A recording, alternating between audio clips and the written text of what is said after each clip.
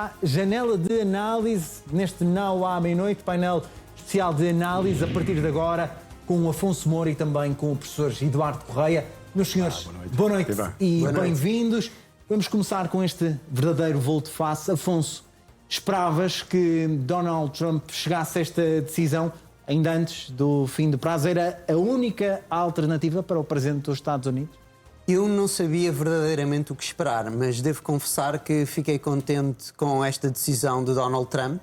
É algo que remete para uma desescalada do conflito. O conflito estava-se a intensificar grandemente. Nós vimos várias coisas a acontecer nos últimos dias. Tivemos muito toda aquela questão, não é, de bem, vamos salvar os pilotos que estavam dentro de território iraniano. A mim parece-me, de facto, José Pedro, que Donald Trump, em alguma medida aqui, acabou por criar uma espécie de engodo e focar as câmaras todas nesta operação de salvamento. A mim parece-me que, tendo em conta os mais de 150 meios aéreos que foram utilizados e outros soldados, nós depois temos sempre ter consciência que não sabemos tudo, que é muito provável que aquilo que os Estados Unidos da América estavam a tentar fazer era criar uma espécie de bridgehead, como eles chamam, ou seja, não cá em baixo encostados ao Estreito de Hormuz, mas mais a norte, na província de Fars, criarem até uma espécie, nós já ouvimos sobre alguns analistas que eles teriam tentado criar uma espécie de aeródromo artificial para, de facto, controlarem uma parte do território iraniano para onde pudessem depois desenvolver outras operações, e esta parte ficava um bocado para o ocidente, um bocado a norte da província de Hormozgan, mais abaixo, onde está depois também o Estreito de Hormuz e Bandar Abbas, aquela cidade determinante, e parece-me que os Estados Unidos da América falharam. Ou seja, eles não conseguiram, de facto, criar essa mini-base norte-americana no território iraniano e, apercebendo-se que os iranianos ainda tinham capacidade de responder, aliás, e de os assediar... Houve um aviso que o Irão ainda tinha capacidade de 15 mil mísseis e 45 mil drones. Isso também foi um fator dissuasor. Aliás, a proposta do Paquistão vem... Depois desse cenário, depois foi o Paquistão que informou os Estados Unidos deste cenário. Eu acredito que isso tenha jogado um papel, ou seja, na realidade os iranianos ainda tinham uma capacidade de retorquir forte, ou seja, uma capacidade que Donald Trump no passado negligenciou grandemente, não é? Ele dizia, bem, já está quase tudo destruído. Na realidade, nós sabemos que muitos destes elementos ofensivos iranianos estão debaixo do solo em túneis, não é? E é muito difícil, de facto, eliminá-los na sua totalidade. E parece-me também aqui, José Pedro, que Donald Trump acabou por ver que, em alguma medida, aquilo que estava a ocorrer não foi aquilo que os seus aliados israelitas lhe venderam antes disto começar.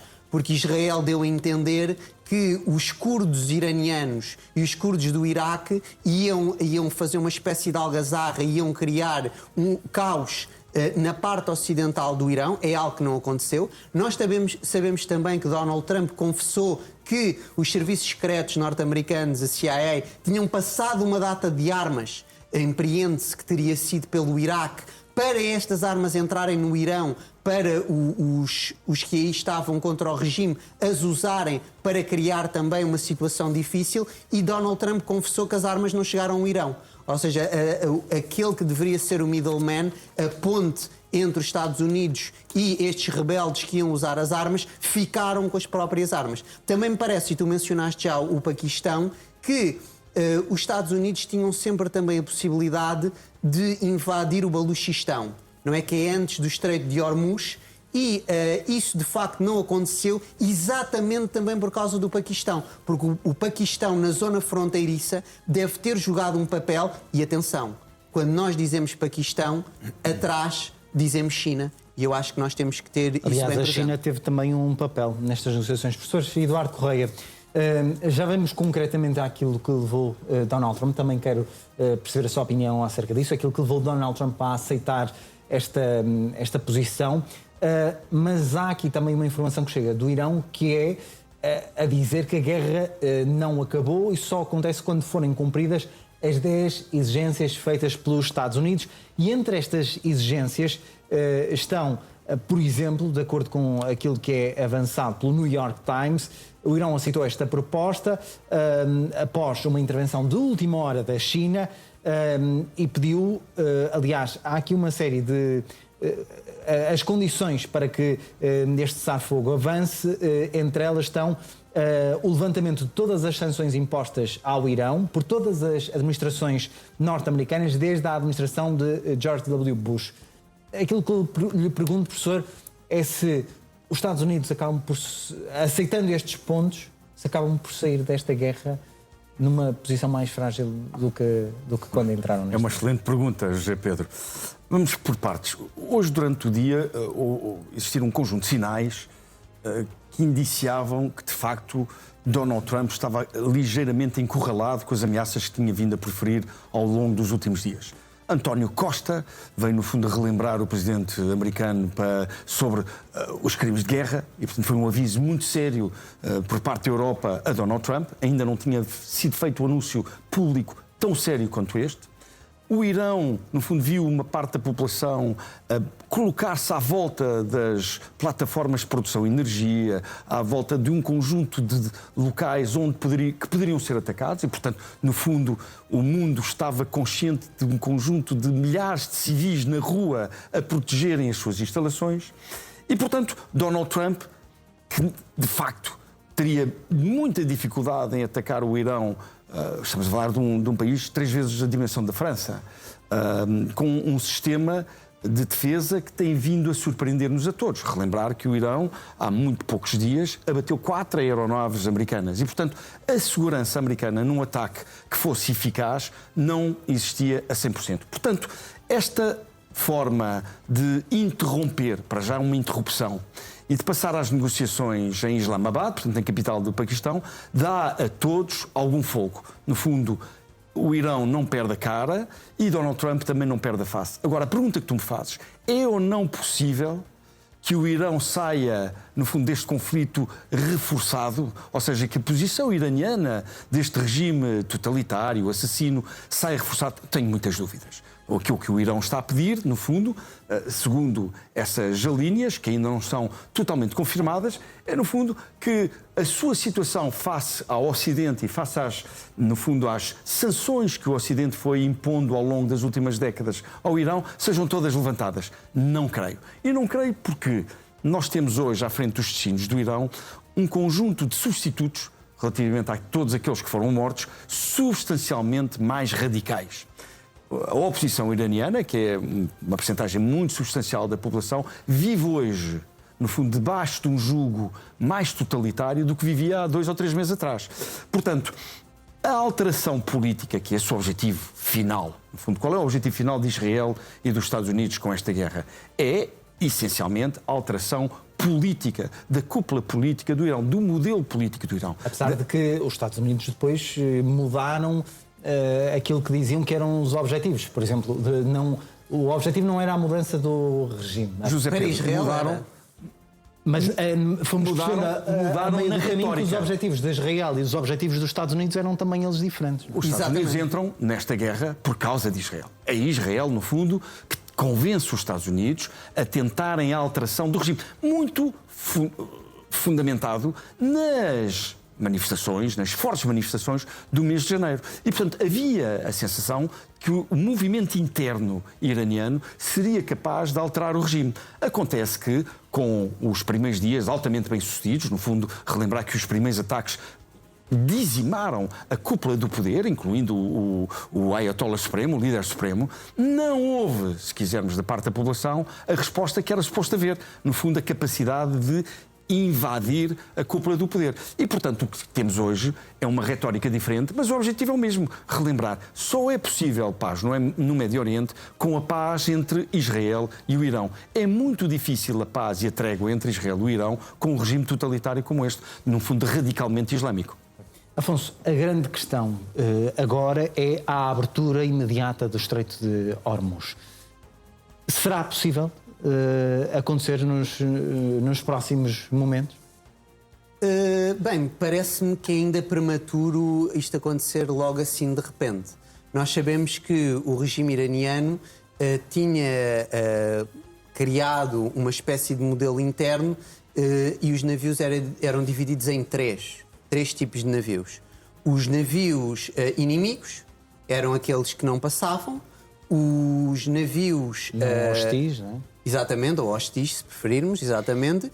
Aqueles que seriam os navios que tinham luz verde para passar, que seriam os navios dos aliados do Irão, e depois tínhamos também os navios neutros.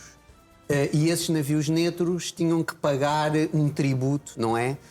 De passagem, mas acabavam por poder passar. Isto é algo que está a desenrolar-se, se calhar nem nas últimas horas, não é? Nos últimos minutos, e nós temos sempre que guardar em mente que é muito difícil também nós chegarmos a uma claridade assim repentina. E porquê é que eu digo isto? Porque eu gosto sempre de recordar, e o Eduardo mencionou também essa distinção, que Israel puxa os Estados Unidos em alguma medida para efetuar esta operação. Eu concordo com essa análise.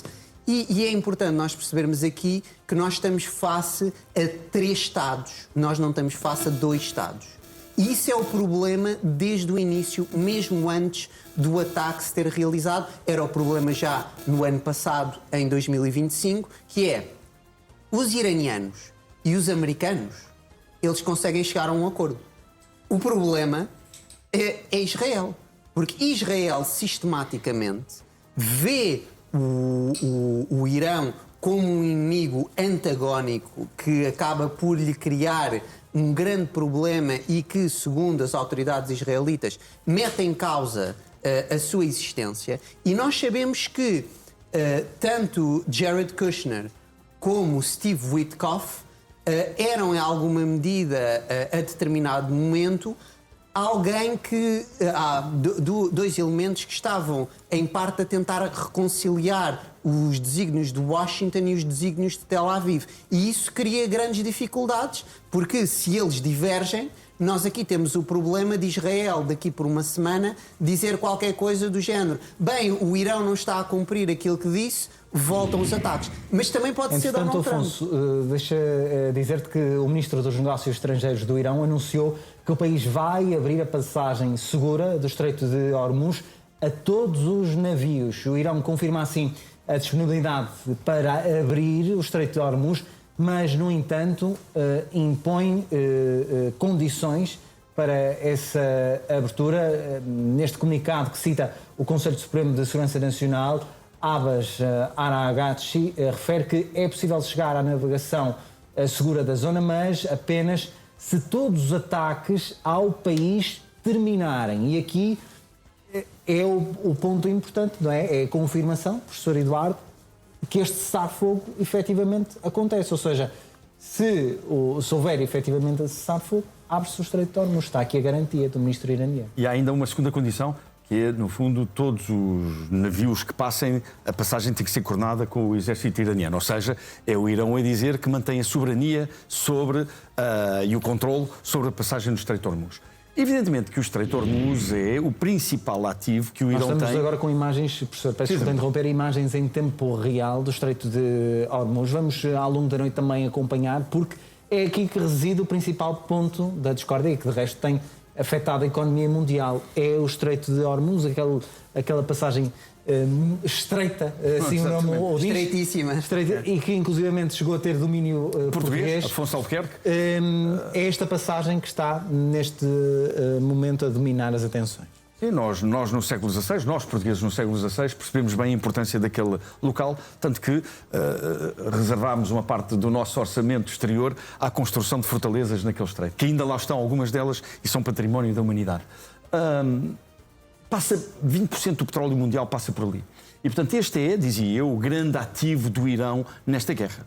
Porque é através do estrangulamento do Estreito de Hormuz que o Irão conseguiu, no fundo, condicionar não só as economias do Golfo, mas também o resto da economia mundial, principalmente aqueles que dependem do petróleo que por ali passa. Aliás, nós portugueses temos assistido ao aumento galopante do preço dos combustíveis. Na Alemanha, o litro dos combustíveis está-se a aproximar dos 3 euros. Catastrófico. E os Estados Unidos, que apesar de não dependerem daquele petróleo, no fundo, mas o mercado é mundial, estão a ver o galão próximo dos 4 dólares, o que é para os americanos absolutamente inaceitável. E, portanto, este trunfo que o Irão tem jogado, evidentemente, é a sua garantia, é o seu seguro contra todos os riscos. E, portanto, o que o Irão vem dizer é o seguinte: bom, nós colaboraremos com a economia mundial, deixando, no fundo, a circulação no Estreito de Hormuz aberta, desde que Israel e os Estados Unidos se comprometam a não nos atacar. Portanto, perante qualquer ataque que venhamos a sofrer, no fundo é isso que temos que ler nas entrelinhas, voltaremos a estrangular o Estreito de Hormuz e, portanto, no fundo, voltaremos à estaca zero.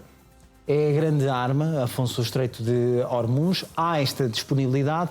No entanto, os Estados Unidos vão ter que dar, para além do cessar-fogo, avançando as negociações, vão ter que dar algo mais ao Irão, nomeadamente aqueles 10 pontos. Achas que há margem para negociar com os Estados Unidos estes 10 pontos? Bem, os 10 pontos parecem ser altamente maximalistas. Tu já fizeste referência a que as sanções que o Irão sofre há muitos anos, não é? De várias administrações norte-americanas, têm que ser retiradas. Ou seja, isso ao acontecer e o regime mantendo-se, é uma vitória política estrondosa para o novo Ayatollah Mojtaba Khamenei. Aliás, o Irão já reclamou essa grande vitória após o cessar-fogo. O comunicado que víamos do Conselho de Segurança Nacional diz que o Irão alcançou uma grande vitória e forçou os Estados Unidos a aceitar o seu plano de 10 pontos. O Irão já reclamou essa vitória. Vamos ver Donald Trump a reclamar alguma vitória? Exatamente, ou seja, aqui cantam os dois vitória, não é? Se calhar é isso que nós vamos ver e é algo que serve para tentarem dizer não, isto de facto foi um grande duelo. Aliás, nós já comentámos isto, eu mencionei isso ontem com o Rodrigo José Pedro, quando nós tínhamos Donald Trump a falar ao lado do Coelhinho da Páscoa, na Casa Branca, ele disse não, os combatentes do Irão são combatentes capazes, valorosos, ou seja, deu a entender que os Estados Unidos da América não estavam contra uns pés rapados quaisquer. Os Estados Unidos da América estavam, de facto, contra uma grande nação. Ou seja, foi aquilo que Donald Trump disse, por outras palavras, focalizando-se na capacidade dos guerreiros iranianos. Mas eu gostaria também de trazer aqui outra coisa para cima da mesa, que é a questão escatológica. Ou seja, nós sabemos que o governo israelita tem ministros como Ben-Gvir e Smotrich, que de facto parecem ter lançado este ataque face ao Irão com um objetivo bem específico. E o objetivo é chegar à reconstrução do Terceiro Templo. Terceiro Templo que tem que ser construído onde está a Mesquita Al-Aqsa. Aqui relembrar-nos sempre em Jerusalém.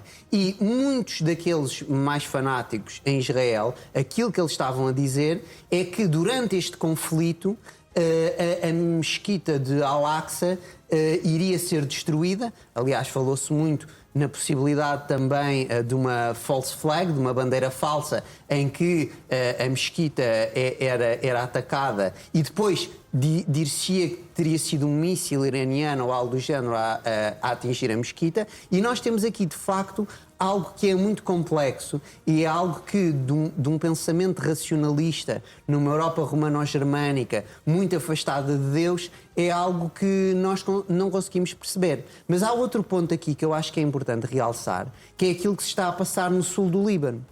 Porque Israel, mais uma vez, tentou entrar no sul do Líbano, entrou em parte, já tinha feito exatamente a mesma coisa no século passado e existe dentro de alguns mais radicais no Estado de Israel esta ideia de anexar partes do sul do Líbano, como já foram anexadas partes do sul da Síria. Ou seja, nós aqui podemos sempre fazer referência aos montes de Golã, não é? Ou às colinas de Golã, há várias determinações para aquela zona, que Israel domina de facto já há bastantes décadas, mesmo desde o século passado. De relembrar também que quando Bashar al-Assad cai na Síria, Israel vai expandir a sua zona de controle no sul da Síria, ou seja, no governorato de Quneitra. Ou seja, Israel, na realidade, tem o seu exército já extremamente perto da capital síria de Damasco, e esta nova progressão de Israel e esta tentativa, melhor dizendo, de progressão, esbarrou mais uma vez no Hezbollah. O Hezbollah, que no sul do Líbano conseguiu, de uma forma assimétrica... Afonso, mas com este acordo, já que estás a tocar também no Líbano, com este acordo de cessar-fogo, como é que fica Israel e o Hezbollah, Israel e o Líbano? Não fica! Lá está, ou seja, daí exatamente eu estar a mencionar o Líbano, porque na realidade nós temos que perceber que nós temos aqui, e eu tentei avançar isso várias vezes, nós temos dois cenários primordiais neste conflito. Um é no Golfo Pérsico, e nós estamos a ver ali as imagens do Estreito de Hormuz, faz parte desse cenário. O outro cenário é mais ao ocidente, é o cenário levantino, onde nós temos Israel e o Líbano. E na realidade, nós tendo em conta que as relações internacionais fazem-se de Estado soberano a Estado soberano, isto parece que é algo que é entre o Irão e a América, porque aquilo que se passa no cenário levantino coloca Israel, e depois aqui nós entramos logo noutra problemática extremamente espinhosa, que é Israel não tem um interlocutor estadual, porque Israel quer falar com o Hezbollah. Ora, o Hezbollah não é um Estado. E aqui nós entramos numa dificuldade muito grande, e nós sabemos, isso continua a acontecer não só no Líbano, mas também na Palestina, principalmente na faixa de Gaza. Quando existem estes supostos acordos de tréguas, tanto com o Hamas como com o Hezbollah, nós temos aqui um acordo que no direito internacional classicamente compreendido não poderia existir. Porque nós estamos a falar de um Estado, isso é sim, normal e correto, o Estado de Israel, mas depois estamos a falar de estruturas infraestaduais, o Hamas e o Hezbollah. E isso, de facto, revela-nos que Israel tem que ter como interlocutor o Estado palestiniano, que Israel vai colonizando e vai anexando há décadas, já esta parte, não só na faixa de Gaza, mas como também na Cisjordânia, e, do outro lado, o Estado libanês. Ora, o Estado palestiniano e o Estado libanês são demasiado fracos, porque não conseguem esmagar nem o Hezbollah, nem o Hamas. E isto, de facto, é algo que, para o expansionismo do Estado de Israel, é muito, muito bom. Porque eles gostam de não ter um interlocutor em face, que é um Estado. E isto que nos chega sobre o conflito no Golfo Pérsico e no Irão, mais alargadamente, não é algo que possa ser solúvel no encontro mais no Levante entre o Hezbollah e Israel. E isso é de veras preocupante.